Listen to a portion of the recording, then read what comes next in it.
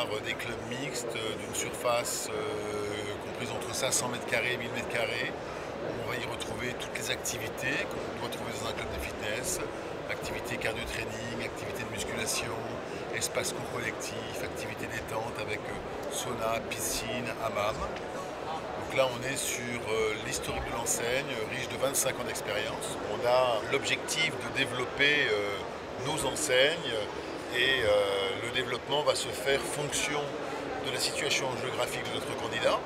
Positionnement géographique d'une ville de 50 000 habitants imposera davantage Lady Moving ou Moving, une ville de plus de 100 000 habitants imposera davantage Fitness Park.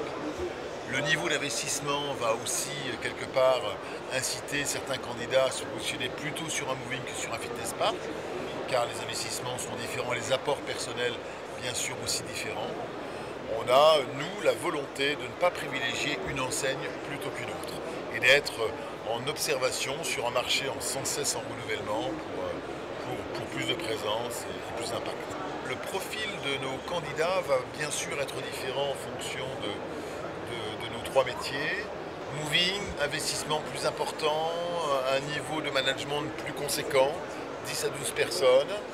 C'est un projet familial, c'est un couple, une association d'amis qui se lance effectivement dans ce type de projet. Le métier, c'est notre domaine depuis 25 ans. Les process commerciaux sont les mêmes. On vend de l'abonnement, on vend des prestations, on communique, on capte le client par des méthodes de marketing très adaptées à nos 4 enseignes. Donc nos consultants, notre équipe d'accompagnateurs a une formation commune aux 4 enseignes. En ce qui concerne l'amont, l'avant-ouverture, on est dans la même problématique. Rechercher des locaux, qu'ils soient de 250 m² ou 1000 m², accompagner en banque un de nos candidats franchisés, les argumentaires sont les mêmes. Non, on a cette capacité d'être polyvalent en ayant les mêmes personnes sur nos 4 enseignes et donc nos 3 métiers.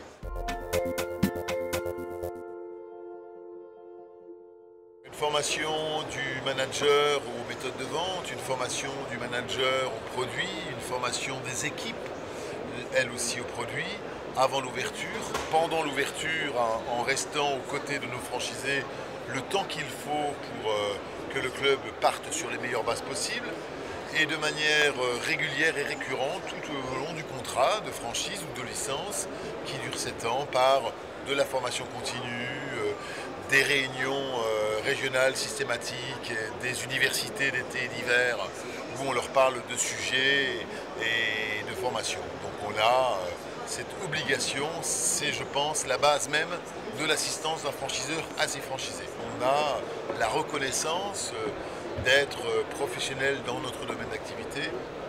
Je crois que les candidats spontanément vont vers des enseignes aussi importantes soient-elles, à forte notoriété, parce qu'elles sont a priori certaines qu'elles bénéficieront du meilleur encadrement possible.